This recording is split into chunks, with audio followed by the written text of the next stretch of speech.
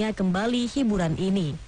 Anies mengaku telah berdiskusi dengan tim pakar Satgas Penanganan COVID-19 termasuk Kementerian Kesehatan dan Kementerian Pariwisata dan Ekonomi Kreatif guna membahas rencana pembukaan bioskop.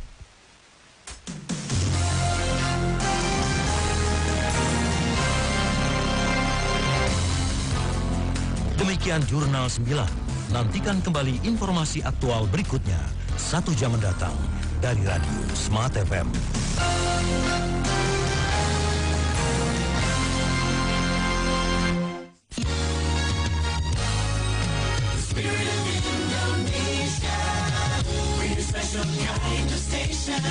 Serving you every hour with latest news and views. Knowledge is the power from the east to the west. Smart FM is the best, but the special part lives in the heart of Indonesians like you. Smart FM.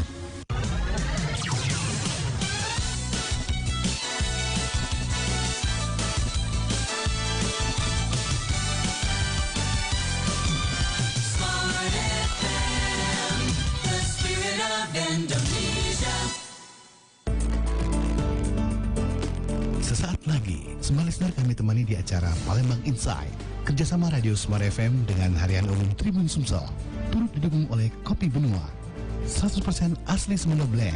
Salam jumpa dan selamat mengikuti.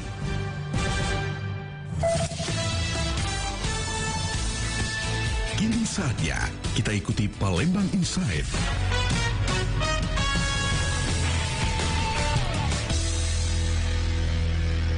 Ya, 101,8 Smart FM Palembang, Business and Inspiration. Halo, selamat sore Smart Listener, selamat sore warga Palembang. Apa kabar Anda pada sore hari ini? Dan tentunya senang sekali saya Fernando Oktareza dapat hadir kembali menjumpai Anda dalam program Palembang Insight untuk edisi hari ini, Rabu 26 Agustus 2020. Baiklah, dan Smart Listener tentunya selama 1 jam ke depan kami akan menyajikan perbincangan yang menarik, edukatif, dan juga inspiratif dengan menghadirkan narasumber-narasumber yang berkompeten. Nah, Smart Listener, potensi kebakaran hutan dan lahan atau karhutla selama musim kemarau 2020 di berbagai wilayah Indonesia patut diwaspadai. Kebakaran hutan dan lahan berdampak signifikan terhadap lingkungan, ekonomi, dan struktur sosial di pedesaan serta perkotaan. Lantas, apakah pada tahun ini wilayah Sumatera Selatan tergolong aman dari kasus karhutla? Selengkapnya akan kita bahas dalam program Palembang Insight untuk edisi hari ini dengan tema Sudah Amankah Sumatera Selatan dari Potensi Karhutla, dengan narasumber yang sudah hadir di ruang dengar Anda pada kesempatan kali ini. Ada Dr. Syafril Yunardi selaku Kasih Pengendalian Karhutla Dinas Kehutanan Provinsi Sumatera Selatan. Selamat sore Pak Syafrul. Selamat sore Bang Nando. Apa kabar Pak? Alhamdulillah baik. Aduh, ini akhirnya berjumpa kita secara tatap muka langsung bersama Pak Syafrul setelah sebelumnya kita selalu via telepon Pak ya. Iya. Baiklah, dan untuk Smart Listener yang ingin berpartisipasi di perbincangan kami pada sore hari ini, silakan hubungi kami di via telepon ya, di 0711 3631 atau di via WhatsApp kami di 0811 7801018. Dan Smart Listener juga bisa menyaksikan siaran langsung kita di channel YouTube Smart FM Palembang. Silakan kirimkan pertanyaan Anda di kolom komentar channel YouTube Smart FM Palembang. Baik, kita langsung ke Pak Syafrul Yunardi. Ini Pak Syafrul terkait sudah amankah Sumatera Selatan dari potensi karhutla. Mungkin sebelum kita menanyakan sudah aman atau belum, ini Pak Syafrul mungkin boleh diupdate dulu nih untuk jumlah titik hotspot dulu ya di Sumatera Selatan sejauh ini Pak Syafrul, silakan. Ya, terima kasih. Jadi kita coba update beberapa indikator yang menunjukkan data kaitan dengan potensi peluang ataupun potensi terbakar. Salah satunya bisa kita lihat dari data titik panas atau yang lebih dikenal dengan hotspot. Sampai kemarin itu terdeteksi ada sekitar 314 titik hotspot ya, yang tingkat kepercayaannya tinggi, 80-100%, yang tersebar di 16 kabupaten kota dari 17 kabupaten kota di Sumatera Selatan. Ya. Itu selama lebih kurang 8 bulan terakhir dari Januari. Dari awal tahun berarti Pak ya? Tanggal 1 Januari sampai tanggal 20 5 Agustus 2020. Oke, baik. Nah, Pak Syafrul, kalau membicarakan potensi karhutla di Sumatera Selatan, ini untuk tahun 2020. Kalau tahun 2019 sudah tidak dapat dikatakan lagi, memang sudah sangat cukup memprihatinkan sekali untuk tahun 2019. Nah, untuk tahun 2020, Pak Syafrul, dari Dinas Kehutanan sendiri, melihat potensi karhutla di Sumatera Selatan seperti apa, Pak Syafrul? Iya, sesungguhnya memang potensi itu tetap selalu besar. Ini pertama karena memang kondisi fisik dan biogeografi di Sumatera Selatan itu yang memang masuk sebagai salah satu provinsi yang cukup rawan kebakaran hutan dan lahan. Ini bisa dilihat dari indikator misalnya luas lahan gambut kita, ya, yang sekitar 1/6 atau hingga 1/5 dari total luas wilayah Sumatera Selatan. Dan otomatis memang sumber utama selama ini di Sumatera Selatan khususnya dan di Indonesia memang persoalannya bukan hanya di api tetapi juga di asap. Di asap ya. Asap inilah yang membuat banyak persoalan ya, karena asap itu bisa terbawa angin dan bisa mempengaruhi banyak daerah, wilayah, dan juga bisa lintas kabupaten, provinsi hingga nasional dan bisa keluar wilayah kita juga. Nah, inilah yang menjadi persoalan. Dan asap paling banyak memang muncul dari lahan gambut yang terbakar. Iya, benar sekali. Jadi memang untuk strategi mengatasi persoalan asap ya tentu kita bagaimana meminimalkan potensi maupun kemungkinan terjadi kebakaran di lahan gambut. Jadi strategi inilah yang bisa sangat efektif dan itu sudah bisa kita buktikan juga ketika ada event internasional ya di Asian Games di Palembang dan Jakarta, dan alhamdulillah Palembang bisa melaksanakan tanpa ada gangguan pada event-event olahraga yang dipusatkan di Stadion Jakabaring. Ya, itu juga salah satu strategi karena dikelilingi juga dari sumber-sumber asap seperti beberapa kabupaten yang memang mengitari kota Palembang. Jadi kalau kita bisa mengendalikan itu, tentu ibu kota provinsi ini juga mudah-mudahan aman dari dampak asap. Baik Pak Syafrul, itu strategi yang dilakukan khususnya pada tahun kemarin ya, pada tahun sebelumnya seperti itu, tahun 2018 ya Pak Syafrul. Nah, tadi membicarakan masalah terbakarannya lahan gambut. Ini mungkin pasti ada penyebabnya Pak Syafrul. Apakah memang cenderung karena indikator cuaca atau ada ulah perilaku manusia kalau Pak Syafrul melihatnya? Ya, jadi memang kalau kita lihat ada pemicu dan pemacunya. Benar. Ya, jadi memang kalau pemicu itu kita tahu kalau kebakaran di Sumatera Selatan, di Indonesia khususnya, itu memang 99% itu dari aktivitas manusia. Berarti memang ada kegiatan-kegiatan yang berpotensi menimbulkan kebakaran. Nah, tapi juga ada pemacunya, itu tadi salah satu misalnya kelembapan, ya, curah hujan, ya, yang mempengaruhi karena gambut ini dalam kondisi kering sangat dan rentan terbakar. Ya, jadi memang indikatornya biasanya tinggi muka air di lahan gambut itu. Ketika kurang atau turun atau lebih dari 40 cm, maka itu berpotensi menyebabkan lahan itu bisa terbakar apabila ada pemicunya. Ada api dan itu akan bisa menimbulkan kebakaran di wilayah gambut. Tapi kalau kita bisa menjaga pada ketinggian sekitar 40 cm airnya dari permukaan tanah yang paling atas, maka itu kemungkinan terbakarnya menjadi kecil karena lahan gambut itu tetap basah atau lembab. Karena memang sifat lahan gambut ini sejatinya dia memang digenangi atau hampir sepanjang tahun harusnya secara alami itu basah, tergenang air. Jadi hampir sepanjang tahun sekitar 8 sampai 10 bulan itu hutan rawa gambut sebagai satu ekosistemnya. Jadi sistem yang ada di alam di kita di tropis itu memang harusnya tetap lembab dan basah. Jadi kalau dulu memang jarang terjadi kebakaran skala besar, itu memang karena lahan-lahan gambutnya tetap terjaga seperti itu. Iya, tetap lembab, tetap basah. Nah, dengan dengan kondisi sekarang, aktivitas manusia semakin banyak, ya kepentingan pembangunan juga semakin membuat tinggi seperti itu. Iya, tekanan terhadap lahan gambut ini menjadi lebih tinggi.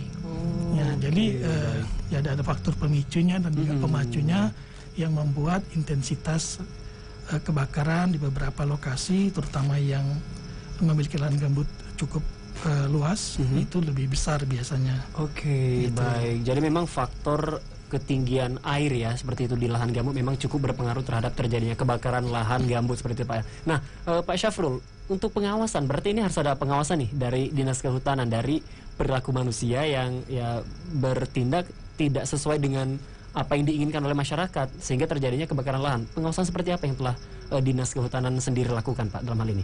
Ya, jadi memang yang beraktivitas di kawasan hutan itu ada yang dilakukan oleh perusahaan, ya, dan juga ada memang aktivitas masyarakat sekitar yang masuk misalnya mencari ikan, ya, ataupun mengambil hasil hutan, ya, buah-buahan, getah-getahan dan lain-lain. Dan itu memang berpotensi untuk menimbulkan kebakaran. Misalnya mencari ikan dengan membakar semak-semak di sekitarnya sehingga air rawa-rawa itu yang setengah kering itu lebih mudah dibuka, ikan akan terkumpul di sana karena sekitarnya terbakar, hangat, panas, jadi ikan akan mencari satu titik akan berkumpul di sana dan memudahkan untuk ditangkap. Nah itu kan akan apabila tidak terkendali, api itu bisa melebar dan menjadi kebakaran besar. Atau untuk memasak di hutan lupa mematikan api unggun atau merokok dan lain-lain ya. Nah, karena kan biasa mencari itu sampai malam seperti itu kan, sehingga juga aktivitas-aktivitas yang menggunakan api itu juga menjadi ancaman juga terhadap kebakaran-kebakaran. Nah, ini pengawasan-pengawasan ini yang terus kita kerjasamakan ke semua pihak. Beberapa tahun ini patroli rutin kita lakukan. Pak, ya? Jadi ini gabungan. Jadi kita di provinsi ada gabungan yang disebut dengan Satgas, itu jadi dari kepolisian, tentara, ya kemudian perangkat desa, perangkat kecamatan, kabupaten, provinsi, pihak ini bersama-sama itu turun patroli dari desa ke desa, memonitoring tadi dan mengawasi kira-kira ada tidak aktivitas-aktivitas yang kira-kira bisa berpotensi menimbulkan kebakaran. Dilakukan juga sekaligus dengan sosialisasi. Jadi patroli terpadu digabungkan dengan sosialisasi untuk mengingatkan pihak-pihak yang ada di sekitar daerah-daerah yang tingkat kerawanannya tinggi. Untuk lebih hati-hati menggunakan, sebisa mungkin tidak menggunakan api dalam aktivitas membuka lahan ataupun aktivitas lain di dalam kawasan hutan. Baik. Berarti memang sinergi bersama pihak terkait ini memang sangat diperlukan sekali ya, Pak Syafrul ya. Baik Pak Syafrul, kita jeda dulu ke segmen kedua. Nanti di segmen kedua saya mau menanyakan ini tiap tahun ini luas hutan di Sumatera Selatan ini apakah semakin berkurang secara signifikan atau bagaimana? Karena kita melihat aktivitas pembakaran juga sangat rentan juga terjadi, khususnya pada tahun 2019 kemarin. Mungkin akan kita tanyakan di segmen kedua. Dan Smart Listener, untuk Anda yang ingin bergabung di perbincangan kami pada sore hari ini, silakan hubungi kami di via telepon di 0711-3631 atau di via WhatsApp kami di 0811-7801-1018. Dan Smart Listener juga bisa mengirimkan pertanyaan di kolom komentar channel YouTube Smart FM Palembang, karena talk show ini juga disiarkan langsung di channel YouTube Smart FM Palembang. Kami segera kembali. Palembang Inside.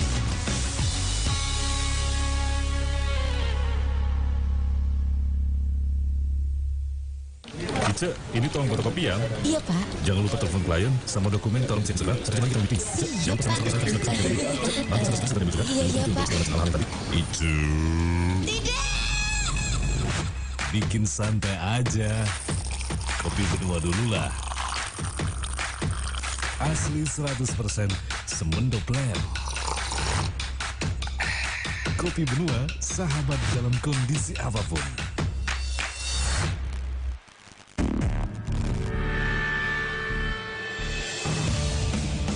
Bila Anda merasa demam, batuk, dan pilek, segera periksakan diri Anda ke dokter. Bila Anda pernah kontak dengan pasien COVID-19 tapi masih sehat, mohon segera karantina atau isolasi mandiri selama 14 hari. Dan yang terakhir, bila Anda baru saja pulang dari luar negeri, segera karantina mandiri selama 14 hari atau bisa datangi rumah sakit rujukan COVID-19. Mari bantu dokter dan tenaga medis COVID-19 dengan berdiam diri di rumah, bekerja dari rumah, dan konsumsi makanan yang bergizi. Ayo kita lawan COVID-19. Pesan ini disampaikan oleh Radio Smart FM Palembang.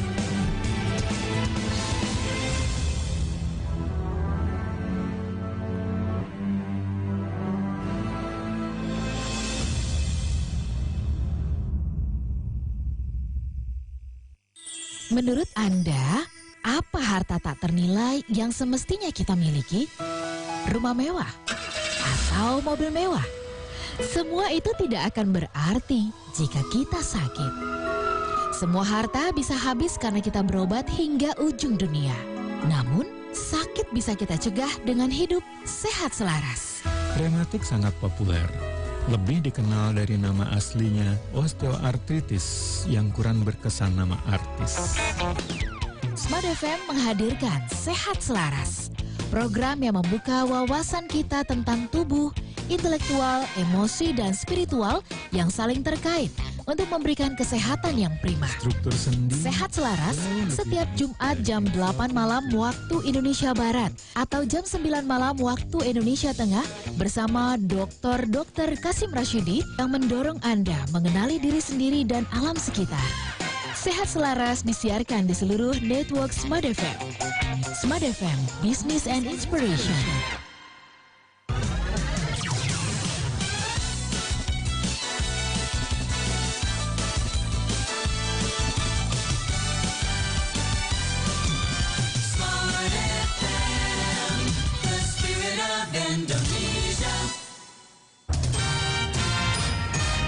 Palembang Inside. Ya, 101,8 Smart FM Palembang, Business and Inspiration. Smart Listener, terima kasih Anda masih bergabung bersama kami dalam program Palembang Insight untuk edisi hari ini, Rabu 26 Agustus 2020. Dan kita masih membahas tema Sudah Amankah Sumatera Selatan dari Potensi Karhutla bersama narasumber yang sudah masih hadir di ruang dengar Anda, ada Dr. Syafrul Yunardi selaku Kasih Penilaian Karhutla Dinas Kehutanan Provinsi Sumatera Selatan. Nah, Smart Listener, tadi di segmen pertama Pak Syafrul juga sudah banyak sekali menjelaskan potensi karhutla di Sumatera Selatan pada tahun ini dan juga faktor pemicu dan juga pemacu terbakarnya sering terjadinya kebakaran lahan gambut. Dan yang menariknya tadi bahwa Dinas Kehutanan juga sudah melibatkan masyarakat sekitar ya, karena aktivitas pembakaran lahan ini cenderung terjadi karena masyarakat ini di lahan gambut cenderung membuang puntung rokok seperti itu Pak ya, menyalakan api, lupa matikan pada saat mereka menyalakan api unggun seperti itu Pak Syafrul ya. Nah Pak Syafrul, di segmen kedua ini tadi saya sempat menanyakan untuk update jumlah luasan hutan di Sumatera Selatan tiap tahunnya ini, apakah pada tahun ini mengalami penurunan yang cukup signifikan akibat aktivitas pembakaran atau seperti apa Pak Syafrul, silakan. Ya, jadi harus dibedakan antara hutan dan kawasan hutan. Jadi kalau kawasan hutan memang itu lahan yang ditetapkan statusnya sebagai hutan oleh pemerintah. Nah, tetapi di dalam kawasan itu tidak semuanya juga tutupannya itu berupa hutan. Jadi kalau kita bicara hutan, sering diasosiasikan sebagai tanaman, pohon ya, yang cukup tinggi, diameternya cukup besar dari batangnya, memiliki jenis-jenis kayu-kayuan seperti itu. Jadi memang kalau bicara kawasan relatif tetap dalam beberapa tahun ini tidak banyak perubahan. Cuman yang banyak berubah biasanya adalah tutupannya. Tutupan atau kita sebut dengan vegetasinya, tutupan lahan atau tutupan hutannya. Nah itu sudah banyak berkurang dari jenis-jenis tanaman berkayu yang pohon-pohon tinggi itu sudah banyak terbuka. Dan juga banyak yang ditebang misalnya di daerah-daerah hulu, sehingga ini yang menyebabkan juga menjadi pemacu tingkat kebakaran hutan dan lahan menjadi lebih tinggi. Karena apa? Ketika hujan harusnya kan air itu tertahan oleh tajuk, turun terus ke ranting ya, ke cabang, terus ke pohon, baru masuk ke akar, dan di akar akan ditahan pelan-pelan sebagai reservoir air. Sehingga ketika hujan sampai air itu kembali ke sungai, ke laut, itu cukup panjang perjalanannya. Nah, kita ibaratkan harusnya itu bisa 7 hari dari hujan pertama sampai air itu sampai lagi ke daerah dataran paling rendah. Nah, dengan kerusakan seperti itu bisa menjadi lebih cepat. Sehingga daerah-daerah yang harusnya tadi tetap basah karena dialirin air dari hujan itu sudah dalam posisi kering. Jadi harusnya dan lebih ekstrimnya lagi, kalau misalnya itu kawasan hutan itu gambut dan dibuat kanal-kanal ini juga dibuat jalur-jalurnya melawan kontur, sehingga air yang tadinya harusnya 7 hari berputar-putar di lahan gambut itu bisa dalam 7 jam sudah hilang di lokasi itu.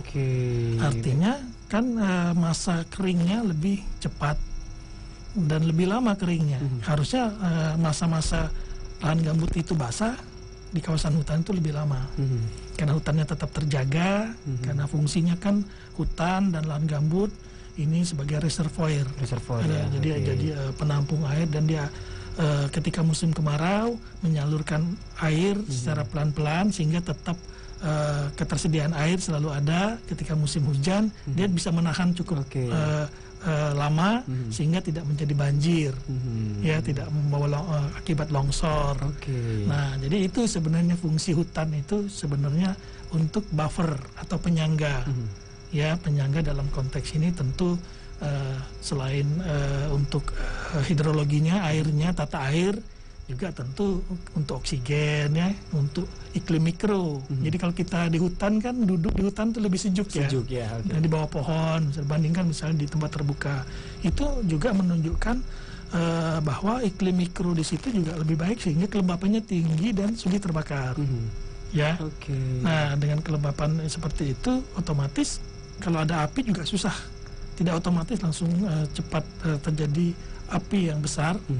Dan juga sulit terbakar biasanya karena lembab, gitu kan. Ibarat kita membakar sampah. Kalau sampah kering kan cepat sekali habis. Kalau sampah itu dalam kondisi basah akan sulit, ya, harus berkali-kali untuk membakarnya. Jadi situasi seperti itu yang ada kaitannya memang ketika hutan kita bisa kita pertahankan tetap baik, ya, potensi untuk kebakarnya juga bisa diminimalkan. Baik. Nah, tadi kata Pak Syahrul, fungsi hutan dan lahan ini sebagai reservoir. Apakah sudah berjalan optimal, Pak, untuk di wilayah Sumatera Selatan sendiri, fungsi hutan dan lahan di sini? Ya, jadi memang kalau kita bicara hutan dan juga kondisi topografinya, karena air itu mengalir dari tempat yang tinggi, dan kita di sungai-sungai di Sumatera Selatan ini kan sungai utamanya adalah Sungai Musi. Daerah aliran Sungai Musi ini kan mempunyai 8 anak sungai. Makanya ditambah Sungai Musi menjadi Batanghari 9. Jadi ada 9 ya, 9 sungai utama, termasuk Sungai Musi. Nah, sungai-sungai ini hulunya itu ternyata tidak di Sumatera Selatan, ada di Provinsi Bengkulu. Jadi Sungai Musi itu melewati daerah Sungai Musi itu melewat hulunya ada di Taman Nasional Kerinci Seblat, yang paling posisi tertingginya atau paling hulunya ada di provinsi lain. Dan ada juga melewati Jambi, melewati Sumatera Selatan, dan melewati Lampung.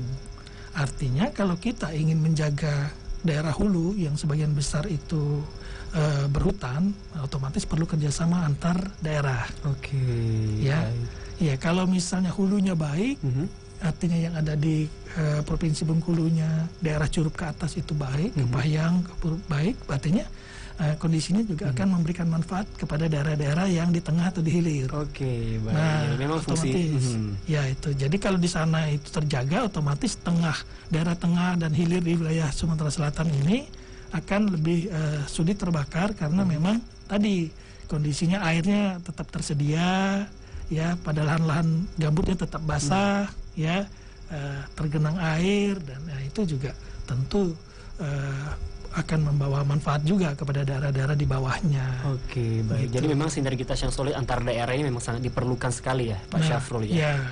Nah, baik Pak Syafrul, di wilayah Sumatera Selatan ini jenis hutannya lebih banyak hutan konservasi, usaha perusahaan atau hutan lindung, Pak Syafrul kalau boleh tahu?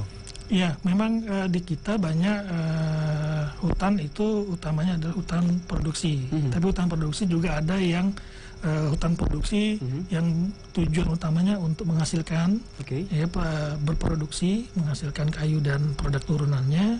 Tapi juga ada hutan produksi yang karena karakteristiknya bisa dikelola secara terbatas. Ya, kita sebut HPT, hutan produksi terbatas. Itu sebagian besar memang potensial sesungguhnya. Ketika itu dikelola secara baik sebagai hutan, ya, tutupannya itu bisa apa saja selama dia bisa menjamin iklim mikro yang terjaga, hidrologi di bawahnya juga tetap baik. Nah, itu juga tidak ada masalah. Dan pertahanan terakhir sungguhnya adalah hutan konservasi. Ya, atau kita sebut dengan kawasan konservasi juga, di mana di situ ada Taman Nasional. Kita kan ada Taman Nasional Sembilang, ya. Ada Suaka Alam, Suaka Marga Satwa, yang Bentayan misalnya, ya, dan lain-lain. Nah, itu adalah daerah-daerah yang memang dipertahankan untuk konservasi, karena itulah buffer terakhir, dan itulah memang yang tidak bisa diganggu gugat, karena akan berdampak tidak hanya di wilayah itu tetapi di wilayah-wilayah sekitarnya. Ya, jadi akan sangat terdampak sekali. Jadi kawasan-kawasan konservasi ini memang fungsi utamanya untuk perlindungan. Konservasi tidak hanya di wilayahnya tapi dalam skala yang lebih luas, areal-areal sekitarnya, termasuk mengkonservasi air, hidrologi airnya untuk tanaman-tanaman pertanian, perkebunan, ya, dan tanaman kehutanan juga. Jadi ketika kawasan konservasinya baik, ya juga artinya output yang dihasilkan dari jasa air, ya, jasa lingkungan berupa air, udara dan lain-lain juga akan dirasakan oleh banyak pihak, dan tentu juga kaitan ke manusianya kan. Ya, petani juga produktivitasnya meningkat, penghasilannya juga lebih tinggi, dan otomatis kesejahteraannya juga lebih baik. Oke, baik. Nah, Pak Syafrul, kita kerucutkan lagi dengan topik kita pada hari ini ya, terkait antisipasi karhutlah. Dari sekian banyak jenis hutan yang Pak Syafrul jelaskan tadi, yang rentan terjadinya kebakaran hutan ini di hutan jenis apa? Mungkin kita bahas di segmen selanjutnya nanti, Pak Syafrul dan Smart Listener. Untuk Anda yang mau berpartisipasi, silakan hubungi kami di via telepon di 0711360031 atau di via WhatsApp kami di 081178010118. Kami segera kembali. Palembang Inside.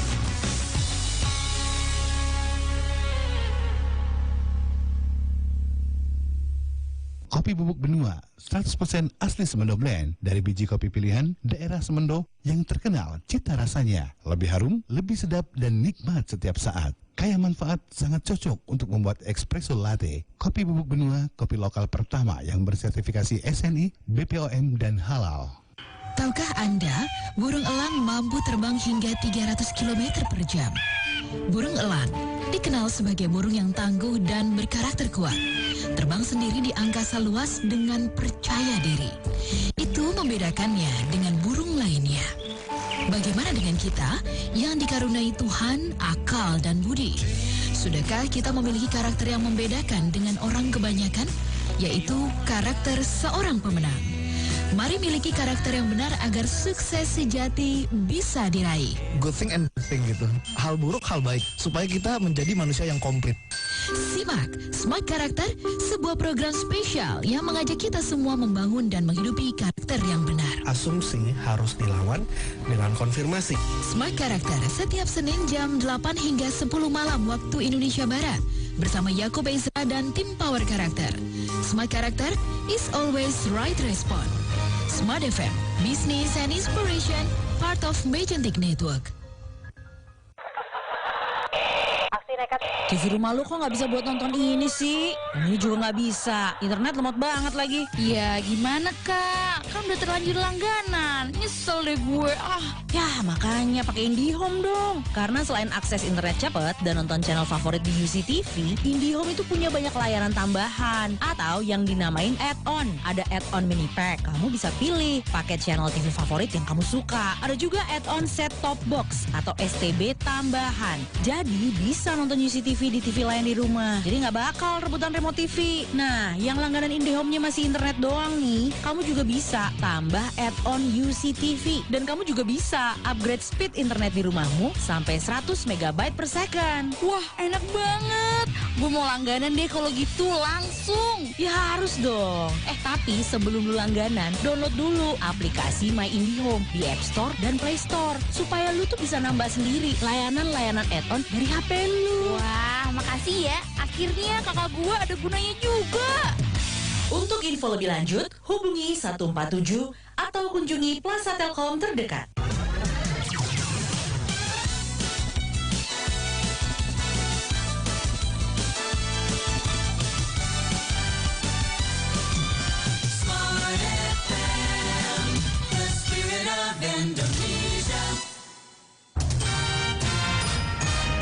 Palembang Inside. Ya, 101,8 Smart FM Palembang, Business and Inspiration. Smart Listener, terima kasih Anda masih bersama kami dalam program Palembang Insight.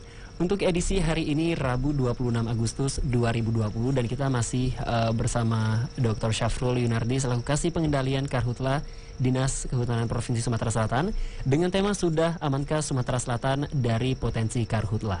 Untuk Anda yang ingin berpartisipasi selama talk show berlangsung, silakan hubungi kami di via telepon di 0711 3631 atau di via WhatsApp kami di 0811 780 1018. Dan Smart Listener juga bisa mengirimkan pertanyaan di kolom komentar channel YouTube Smart FM Palembang, karena talk show ini juga disiarkan langsung di channel YouTube Smart FM Palembang. Baik, kita sambung Pak Syafrul perbincangan kita tadi yang sempat terputus di segmen kedua. Tadi Pak Syafrul juga sudah menjelaskan ya jenis-jenis hutan di Sumatera Selatan. Ternyata untuk jenis hutan Sumatera Selatan ada konservasi dan juga APT tadi. Nah, Pak Syafrul, untuk hutan-hutan mana saja nih yang rawan terjadi? Jenis hutan seperti apa sih yang berdasarkan data yang kita dapat ya yang sering terjadi kasus karhutla sejauh ini, Pak Syafrul, silakan. Ya, terima kasih Mas Nando. Jadi kalau kita lihat berdasarkan update data, ini cukup menarik dari 1 Januari sampai 25 Agustus ya 2020. Itu kalau kita bagi kebakaran yang di kawasan hutan itu sekitar 28%. Yang di non kawasan hutan di areal penggunaan lainnya itu 72%. Jadi pada saat ini lebih banyak memang kebakaran itu berada di luar kawasan seperti lahan gambut seperti itu, Pak ya. Ya, di beberapa perkebunan ya. Nah, kemudian pertanian dan lain-lain yang berada di luar status kawasan. Nah, kalau kita bicara di dalam kawasannya sendiri, dari 28% itu ternyata yang paling besar jumlah hotspotnya itu berada di hutan produksi. Ya, 66% ya. 66% ya. Di hutan lindungnya sekitar 13%. Itu jadi Suaka Marga Satwa dan Taman Nasional relatif kecil, 3-5%. Jadi memang semakin banyak aktivitas dilakukan, ini berkorelasi juga dengan peluang atau potensi terjadinya kebakaran. Karena aktivitas-aktivitas ini kan rawan dan rentan menggunakan api ya, juga kadang-kala ada kelalaian, buang puntung rokok sembarangan, misalnya kan tadi kita bicarakan api unggun ya, untuk ke pembukaan untuk aktivitas sehari-hari menggunakan api, dan di dalam kawasan hutan sering sekali ditemukan kejadian-kejadian seperti itu.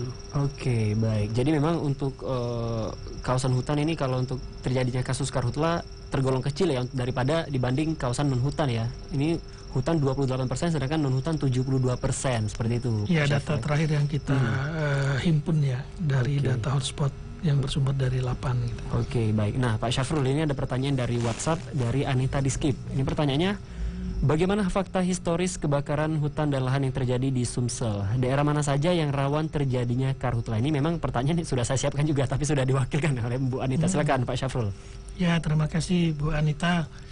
Menarik juga ini. Jadi memang di Sumatera Selatan secara historis kita bisa pelajarin dan beberapa bagian itu bisa kita lihat sebagai tren atau kecenderungan.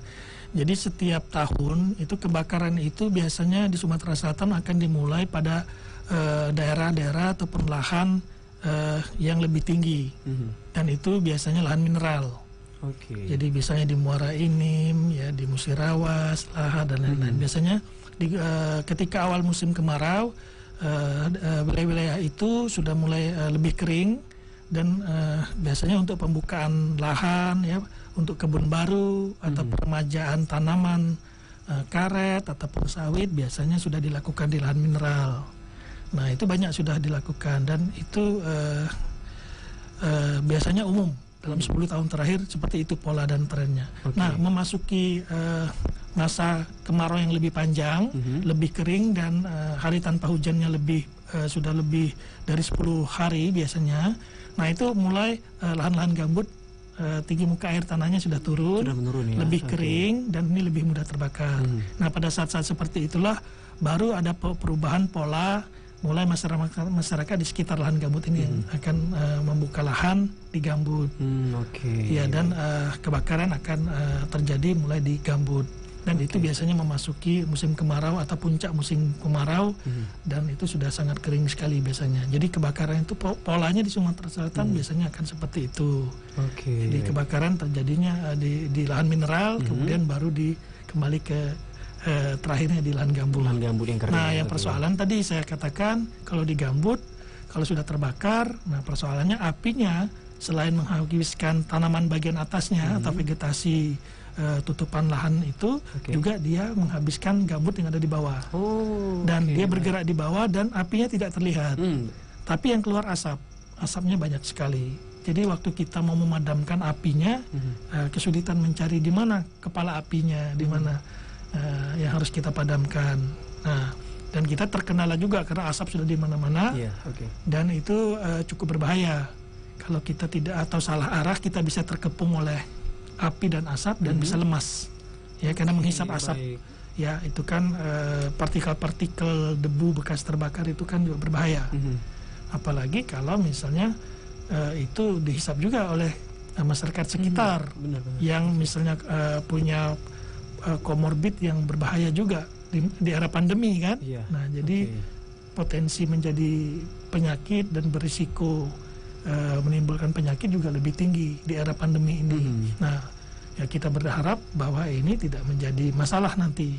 Kabut asap ini jangan sampai juga menyebar ke wilayah-wilayah lain, dan itu akhirnya dihisap oleh orang-orang yang punya penyakit kronis, dan ini melemahkan ya imunitas dan juga lebih berbahaya dengan adanya virus yang ada di kondisi pada saat ini. Nah, itu yang sesungguhnya ada kaitan juga bagaimana upaya kita sesungguhnya sekarang juga mencegah ini dalam upaya juga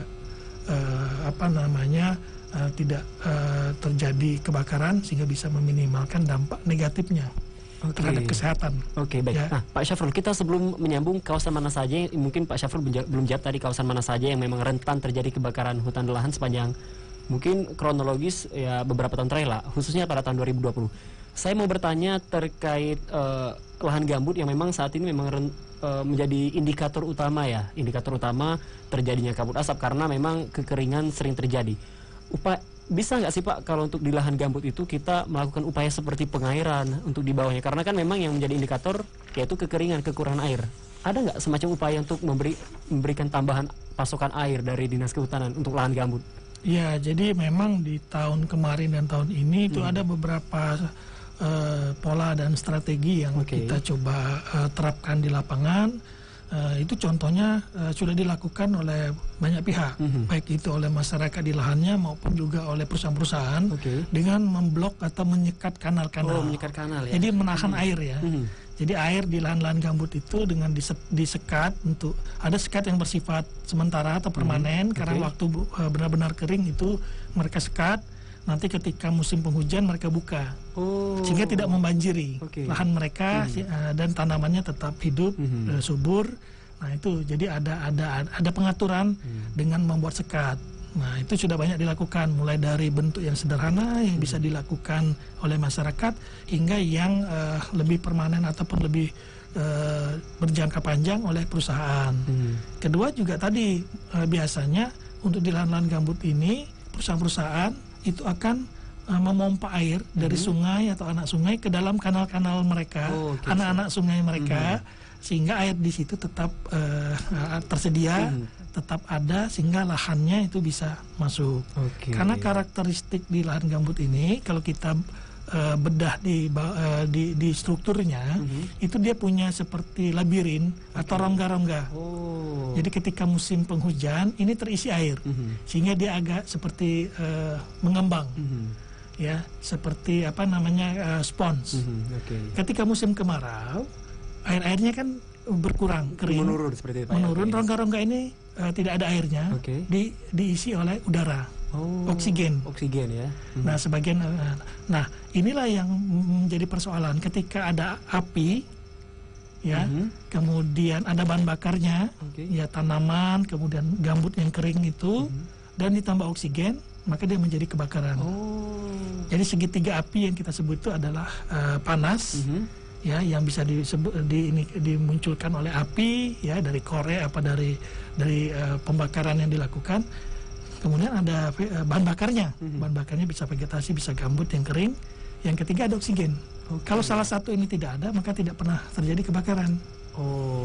Berarti memang ada upaya juga ya dari perusahaan untuk melakukan penyekatan kanal, terus pengairan. Ya, karena itu sesungguhnya untuk mengisi ruang-ruang yang oksigen tadi. Tujuannya oksigen tadi itu didorong, diisi oleh air, sehingga ketika salah satu elemen atau unsur ini tidak ada, oksigennya hilang, maka api tidak akan menjadi kebakaran. Ya, api yang dicoba dibakar di situ tidak akan membesar, dan itu menjadi sulit untuk menimbulkan kebakaran dalam skala yang besar. Baik, siap Pak Syafrul. Ini satu pertanyaan yang belum dijawab nih. Ya, itu kawasan. Kawasan mana saja nih di Sumatera Selatan yang beberapa tahun terakhir, khususnya pada tahun ini, yang masih berpotensi terjadi kebakaran, Pak? Iya, terima kasih. Jadi memang kalau kita lihat berdasarkan wilayah administrasi kabupaten kota, sebaran hotspot, ya, di Sumatera Selatan ini sampai dengan 25 Agustus itu memang masih sebagian besar tuh ada di Ogan Komering Ilir. Kemudian di Muara Enim, ya, Musi Banyu Asin, ya, dan juga Musi Rawas. Jadi kalau tadi seperti saya sampaikan, kalau Muara Enim dan Musi Rawas ini memang lahan mineral yang duluan terbakar. Nah, sekarang sudah masuk juga ini ke dua wilayah yang setiap tahun memang cukup besar hotspot dan juga luas kebakarannya adalah Ogan Komering Ilir dan Musi Banyu Asin. Dan ditambah biasanya Banyu Asin juga akan juga terjadi kebakaran karena cukup luas juga lahan gambut di situ. Ya, jadi di wilayah-wilayah inilah yang polanya biasanya terjadi, dan kita sudah harus mempersiapkan sedini mungkin, ya, upaya-upaya untuk meminimalkan kasus kebakarannya. Baik Pak Syafrul, kita jeda dulu sebentar menuju segmen keempat, dan di segmen keempat nanti saya ingin membahas, ini ada sedikit cerita tadi sama Pak Syafrul, ada inovasi nih dari Dinas Kehutanan menciptakan aplikasi Sipakar Hutan yang kita harap tentunya dapat memberikan memberikan angin segar lah buat masyarakat mungkin di daerah-daerah yang pelosok-pelosok dapat melaporkan secara langsung, secara cepat, ya, dari melalui aplikasi Sipakar. Akan kita bahas di segmen keempat nanti, dan untuk smart listener kami akan segera kembali sesaat lagi. Palembang Inside.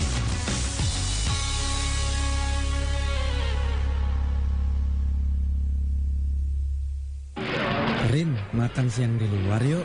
Boleh, tapi saya mampir bentar ya, mau bayar PDAM. Nanti aja lah. Saya 2 bulan sekali bayar PDAM. Nggak apa-apa kali, toh tetap dibayar. Jangan salah loh. Sekarang, PDAM memberlakukan pemutusan sementara dan pemutusan permanen atau onboarding untuk pelanggan yang tidak disiplin. Kalau telat bayar dan membayar biaya pasang kembali putus sementara. Kalau melampaui batas 2 bulan, dendanya bisa 10-20% dari jumlah tagihan. Kalau pelanggan memiliki tunggakan 3 bulan atau membayar tagihan dengan cara meloncat, misal nih, bulan 2 dan 3 sudah dibayar, sementara bulan pertama belum dibayar, maka akan diputus sementara dan diberi tenggang 2 bulan untuk menyelesaikan kewajiban setelah pemutusan sementara. Ya, itu tadi, kena onboarding alias putus permanen. Penyambungan kembali sih bisa, tapi harus bayar biaya pasang kembali putus permanen dan biaya lain-lain. Wah, ribet ya. Ya udah, buruan kita bayar PDAM. Bayarlah tagihan rekening air tepat waktu. Iklan layanan masyarakat ini disampaikan oleh PDAM Tirtamusi Palembang. Mungkin hampir semua orang memimpikan menjadi seorang pebisnis besar dan sukses. Tapi tahukah Anda bahwa hanya sebagian kecil yang benar-benar menggapai mimpi tersebut? Bisnis itu ibaratkan main game, butuh strategi, juga kesabaran untuk bisa menjalankan dan memenangkannya. Simak berita terbaru seputar dunia bisnis, pasar modal, ekonomi finansial, dan investasi di Indonesia. Hanya di program Smart Business Today, Senin sampai Jumat pukul 8 sampai dengan 10, hanya di 101,8 Smart FM Palembang. Smart Business Today dipersembahkan oleh Center Park, hanya dengan 5 juta bisa miliki hunian komersil dengan kualitas terbaik.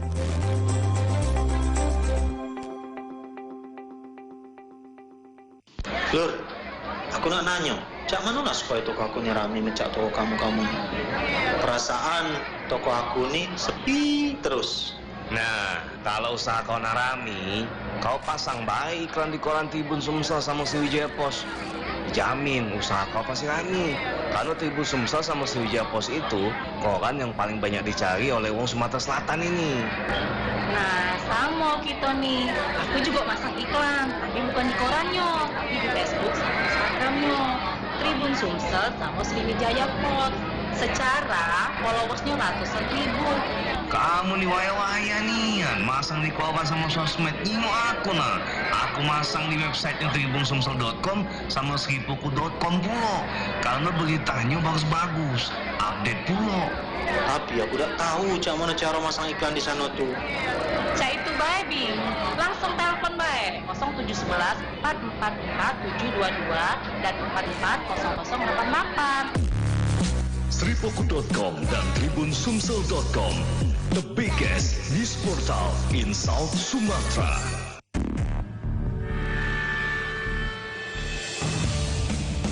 Bila Anda merasa demam, batuk, dan pilek, segera periksakan diri Anda ke dokter. Bila Anda pernah kontak dengan pasien COVID-19 tapi masih sehat, mohon segera karantina atau isolasi mandiri selama 14 hari. Dan yang terakhir, bila Anda baru saja pulang dari luar negeri, segera karantina mandiri selama 14 hari atau bisa datangi rumah sakit rujukan COVID-19. Mari bantu dokter dan tenaga medis COVID-19 dengan berdiam diri di rumah, bekerja dari rumah, dan konsumsi makanan yang bergizi. Ayo kita lawan COVID-19. Pesan ini disampaikan oleh Radio Smart FM Palembang.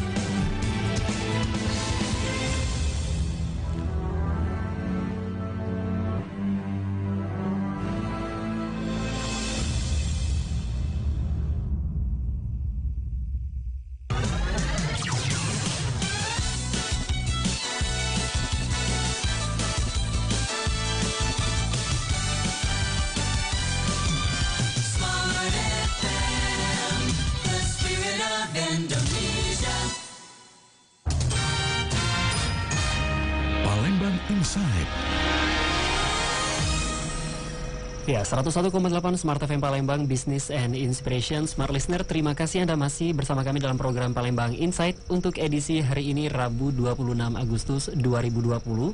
Dan kita masih bersama Dr. Syafrul Yunardi selaku Kasih Pengendalian Karhutla, Dinas Kehutanan Provinsi Sumatera Selatan, masih membahas tema Sudah Amankah Sumsel dari Potensi Karhutla.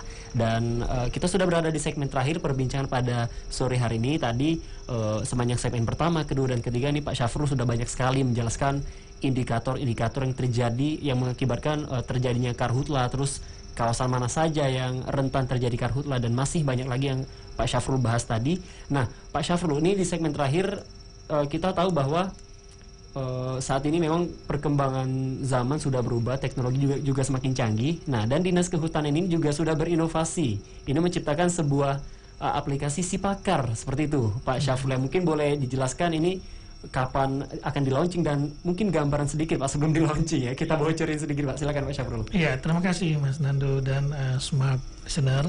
Jadi menghadapi era teknologi sekarang, maka kita juga harus menyesuaikan, dan kami mencoba membuat salah satu inovasi dalam bentuk sistem informasi pemantauan kebakaran hutan dan lahan, yang kami singkat Sipakar Hutan, sistem informasi pemantauan kebakaran hutan dan lahan. Nah, ini ditujukan untuk upaya pencegahan secara dini, karena memang sesuai arahan Gubernur Sumatera Selatan, kita lebih fokus ke pencegahan kebakaran karena lebih mudah, lebih murah, dan dampaknya lebih minimal, lebih sedikit secara dampak negatif. Ya, jadi itu yang kita fokuskan. Nah, salah satu upaya kita membuat sistem deteksi dini.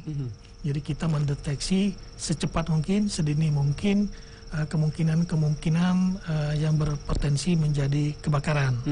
Biasanya itu diindikasikan dengan sebaran hotspot, ada di mana, kemudian di Sipakar Hutan ini kita bisa lihat near real time ya, mendekati kondisi sesungguhnya. Hanya ada beberapa lag sebentar setelah satelit mendapatkan data, kemudian kita sesuaikan kondisi Indonesia sekitar 15-20 menit, setelah itu akan muncul langsung di sistem informasi ini. Itu bersifat aplikasi ini free, bebas, bisa dibuka di di website. Karena berbasis WebKeys, jadi bisa ketika kita buka, dan di situ kita bisa mendapatkan informasi terkait dengan kebakaran hutan dan lahan. Ya, di situ. Jadi dengan ini tentu siapapun, baik di kota hingga di desa, di sekitar hutan sekalipun, ketika ada jaringan internet, kemudian ataupun ada wifi, bisa membuka dari aplikasinya, dari personal komputer, PC, ataupun dari HP sekalipun. Ya, ini sudah kompatibel. Sudah ada aplikasi yang bisa dimasukkan di Android. Nah, apa yang bisa kita lihat di sana? Pertama, titik-titik panas. Jadi pada saat ini kalau kita ingin tahu di mana titik panas, maka akan muncul di situ. Kita tinggal klik, maka akan muncul informasi di titik itu, koordinatnya di mana, masuk kabupaten mana, kecamatan mana, ya, kemudian tutupannya apa di situ, yang tempat hotspot itu, kemudian gambut atau bukan gambut, dan ada fitur-fitur yang menurut kami sangat membantu upaya pemadaman. Seperti apa itu, perencanaan? Seperti misalnya dari titik itu, ketika kita ingin tahu berapa jaraknya dari posko terdekat, posko ke Karhutla, itu dia akan langsung memunculkan jarak dan hitungan kilometernya. Baik. Dan situ langsung muncul. Jadi dalam hitungan detik dia akan langsung memberikan informasi. Nah, ini tentu memudahkan kita melihat posko terdekatnya ada di mana dan berapa jauh. Nah, dalam hal ini kan kita bisa mengambil keputusan pada saat itu siapa yang akan kita kontak. Ya, di posko itu kan biasanya kita sudah punya database, posko ini siapa ketuanya, sehingga kita bisa ini tolong bantuan secepat mungkin. Jadi pemadaman bisa dilakukan sedini mungkin sebelum menjadi api besar, ya, jadi bisa dipadamkan. Nah, kemudian ada juga fitur di mana kita tahu titik api ini, kalau itu nanti memang benar terbakar, berapa jauh dari sumber air, dari kanal tadi, dari sungai dan lain-lain. Nah, dia akan memunculkan juga jaraknya. Misalnya jaraknya 1 kilo atau 1000 meter. Nah, ini berguna untuk tim pemadam. Berarti kalau bawa selang harus berapa panjangnya? Ya, sudah ada gambarannya seperti itu, Pak. Iya, jangan sampai kebanyak kejadian dahulu sebelum ada teknologi, mereka sudah berat bawa mesin pompa, bawa selangnya nggak sampai, akhirnya menonton saja, ya. Nah, ini dengan seperti ini kan akan membuat lebih efektif dan efisien. Menarik sekali. Upaya. Nah, kemudian juga untuk ada lagi fitur tambahan seperti di fiturnya ojol, ojek online itu yang mengetahui lewat mana kalau kita mau ke lokasi itu. Dia akan membuat rute ya, rute. Jadi rutenya akan muncul dan ditambah berapa lama menuju lokasi itu. Misalnya 3 jam perlunya atau 7 jam gitu. Sehingga kita bisa ngukur rutenya lewat sini berarti harus lewat yang lebih cepat lah seperti itu. Iya, apakah mau pakai roda 2, roda 4 atau harus pakai speed. Kelihatan dari rute tercepat yang harus sampai ke situ. Kemudian berapa lama? Nah, ini keputusan apa harus menginap atau tidak, bawa bekal apa tidak misalnya kan. Jadi waktu kita mengambil keputusan itu sudah mendekati akan kondisi yang akan kita hadapi nanti di lapangan. Nah, ini kan tentu membantu. Itulah gunanya teknologi kan, artinya juga bisa mengefektifkan dan mengefisienkan kerja-kerja lapangan kita, termasuk kerja-kerja dalam pencegahan dan pengendalian kebakaran hutan dan lahan. Menarik sekali ini. Tentunya masyarakat juga nggak sabar. Ini ngomong-ngomong Pak Syafrul sudah panjang lebar ngejelasin fitur-fitur dari aplikasi tadi. Ini kapan di launching, Pak? Ya, ini karena memang tadinya ini untuk kepentingan internal kita di satuan tugas kita. Tetapi memang kan ada permintaan dari beberapa pihak juga untuk bisa menggunakan ini. Masyarakat juga bisa libatkan. Masyarakat bisa juga langsung. Nah, ini kami pada saat ini dalam beberapa bulan ini sedang melakukan uji coba dan pengenalan. Tujuannya apa? Kami ingin menguji coba kalau ini dibuka untuk ke semua pihak, apakah ada persoalan dengan traffic. Kemudian apakah tampilannya sudah cukup baik, prima. Apakah fitur-fiturnya ada yang masih kurang. Seperti itu, apakah ada perlu yang ditambahkan dan juga apa fitur-fitur yang memang dianggap tidak perlu misalnya. Nah, itu akan kami diskusikan di dalam tim internal Dinas Kehutanan, karena dalam hal ini kita ada tim selain Dinas Kehutanan ini disupport juga oleh Forumdas Sumatera Selatan dan WRI. Ini adalah mitra-mitra yang peduli lingkungan yang bekerja di Sumatera Selatan, sehingga lahirlah si pakar hutan ini. Tapi memang dalam prosesnya masih dalam penyempurnaan. Karena ini berjalan 2-3 tahun sekarang. Mudah-mudahan di awal September kita uji coba lagi terakhir. Nanti mungkin selanjutnya akan kita launching. Semoga segera di-launching ini. Mohon doanya saja Mas Nando dan smart listener ya. Baik Pak Syafrul, ini kita sudah berada di penghujung segmen perbincangan kita pada sore hari ini. Mungkin Pak Syafrul bisa memberikan pesan dan juga himbauan kepada masyarakat Sumatera Selatan, karena kalau kita melihat berdasarkan prediksi dari BMKG untuk tahun 2020 ini terjadi kemarau basah. Di sini ditakutkan masyarakat ini akan lengah karena melihat udahlah karena kemarau basah ya udah bakar-bakar aja, karena sifat kemarau tidak separah seperti yang tahun lalu. Nah, mungkin Pak Syafrul bisa memberikan himbauan beserta pesan kepada masyarakat supaya antisipasi kebakaran hutan ini berjalan dengan maksimal. Pak Syafrul, silakan. Ya, terima kasih. Jadi memang dalam kondisi apapun ya terkait dengan cuaca atau iklim, ini Sumatera Selatan memang secara biofisik itu kan tetap rawan. Jadi perubahan iklim itu bisa saja berubah, tetapi potensinya tetap sama ya setiap tahunnya, tidak berubah. Memang yang menjadi persoalan adalah ketika kebakaran ini muncul dan kita tidak bisa mengendalikan.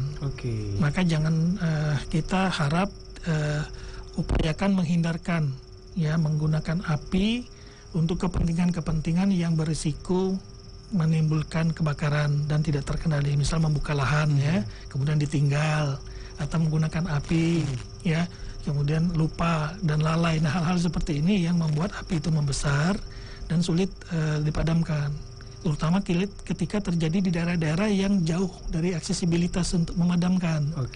Nah, jadi kalau harus dengan waterbombing mahal sekali biayanya. Jadi itu yang kita berharap pemerintah juga tentu juga berharap juga masyarakat bisa mendukung ya, semua komponen mendukung untuk mencegah, karena bagaimanapun mencegah akan jauh lebih baik daripada memadamkan. Jadi kami punya tagline ya, mencegah kebakaran hutan dan lahan berarti melindungi kesehatan. Kalau di era pandemi ini saya pikir ini sangat terkait, sehingga kita tidak menambah beban pihak-pihak atau pasien yang berpotensi terkena virus ini, kita tambah dengan persoalan penyakit yang menyerang paru-paru, saluran pernapasan, dan itu akan membuat penyakit yang bisa bertambah parah. Mudah-mudahan ini yang ketika kita peduli, kita care untuk mencegah kebakaran hutan dan lahan, dalam berbagai upaya, maka mudah-mudahan Sumatera Selatan tetap dalam suasana yang aman, sehat, ya, dan sejuk dalam konteks bahwa kita bisa hidup sejahtera. Oke, baik Pak Syafrul, terima kasih banyak sudah hadir di perbincangan kita pada sore hari ini. Semoga upaya yang telah dilakukan oleh Dinas Kehutanan dalam mengantisipasi kebakaran hutan dan lahan di Sumsel ini berjalan maksimal, dan launching dari si pakar ini secepat mungkin ya, sesegera mungkin. Mudah-mudahan dikabarkan Pak. Iya, siap. Akan kita libatkan semua pihak. Oke, baik, dan Smart Listener, demikian perbincangan kami pada sore hari ini bersama Pak Syafrul Yunardi dari Dinas Kehutanan Provinsi Sumatera Selatan, dan saya Fernando Oktareza mohon pamit undur diri dari ruang dengar Anda. Terima kasih dan sukses untuk Anda. Baru saja Smart Listener kami temani di acara Palembang Insight, kerjasama Radio Smart FM dengan Harian Umum Tribun Sumsel, turut didukung oleh Kopi Benua 100% asli Semelo Blend. Sampai jumpa.